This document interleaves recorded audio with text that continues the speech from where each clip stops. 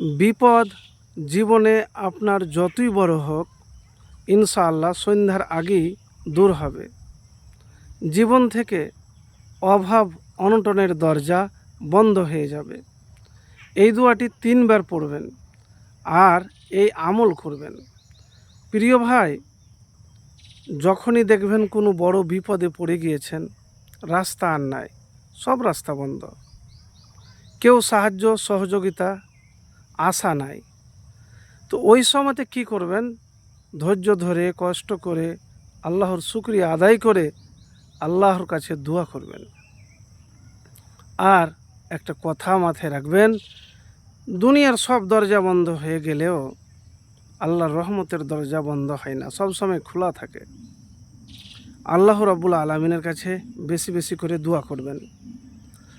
কোন দোয়া পাঠ করবেন আমি আপনাকে সেই দোয়াটির কথা বলবো, যে নবীজি সাল্লাল্লাহু আলাইহি ওয়াসাল্লাম কষ্টের সময়তে নিজেই বলতেন।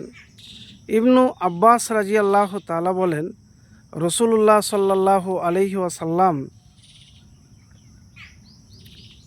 এই কথাগুলি বলতেন কষ্ট বা বিপদের সময়তে। বিপদ ছোট হোক বড় হোক, ঘরের হোক, যে কোনো বিপদ হোক, খুব বড় মনে করছেন, পাহাড়ের সমান, তো দোয়াটি 3 বার পড়বেন। তার আগে দুরূদ শরীফ পড়বেন। আল্লাহুম্মা সাল্লি আলা মুহাম্মাদি ওয়ালা আলি মুহাম্মাদ কামা সাল্লাইতা আলা ইব্রাহিমা ওয়ালা আলি ইব্রাহিমা ইন্নাকা হামিদুম মাজিদ। আল্লাহুম্মা বারিক আলা মুহাম্মাদি ওয়ালা আলি মুহাম্মাদ কামা বারাকতা আলা ইব্রাহিমা ওয়ালা আলি ইব্রাহিমা ইন্নাকা হামিদুম মাজিদ। দুরূদ শরীফ পড়া হয়ে গেল।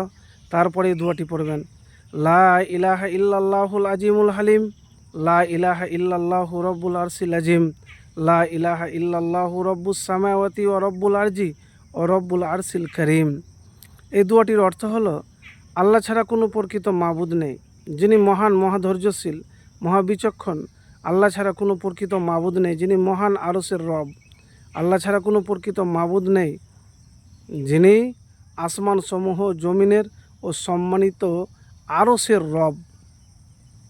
তো প্রিয় ভাই, এই দোয়াটি বুখারী শরীফ 6346 নম্বর হাদিস।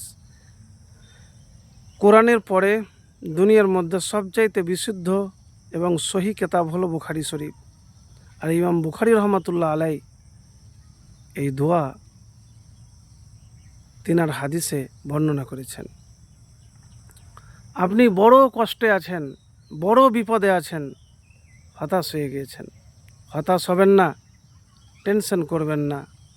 আপনি হয়তো ভাবছেন আল্লাহ হয়তো আপনাকে উত্তম কিছু দেওয়ার জন্য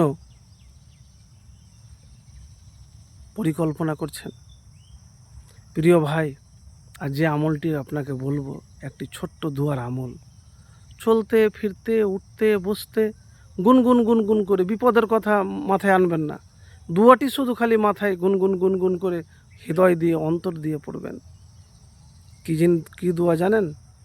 লা ইলাহা ইল্লা আনতা সুবহানাকা ইন্নী কুনতু মিনাজ জালিমিন, লা ইলাহা ইল্লা আনতা সুবহানাকা ইন্নী কুনতু মিনাজ জালিমিন। শুধু এই দোয়াটি পড়বেন। তো প্রিয় ভাই, এতটুকুনি আমল আপনার জীবন বদলে দিতে পারে, মাত্র একটি ছোট্ট দোয়া। আর যে দোয়াটি 3 বার বলেছি, ওই দোয়া 3 বার পড়ে আল্লাহর কাছে দোয়া করবেন, হাত উঠিয়ে করবেন। আর এই দোয়া আপনি চলতে ফিরতে উঠতে বসতে পড়ুন। বিপদ শুধু খালি মানুষ দুনিয়া ছেড়ে চলে গেলে নয়, চাকরি আপনার হারিয়ে গিয়েছে, এটাও তো একটা বিপদ। ব্যবসায় লস খেয়েছেন, এটাও তো একটা বিপদ। দুশ্মনের অত্যাচার সহ্য করছেন দিন দিন, এটাও তো একটা বিপদ।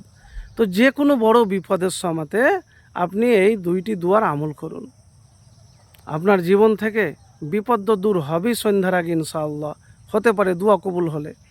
আর অভাব অনটন জীবন থেকেও দূর হয়ে যেতে পারে ইনশাআল্লাহ।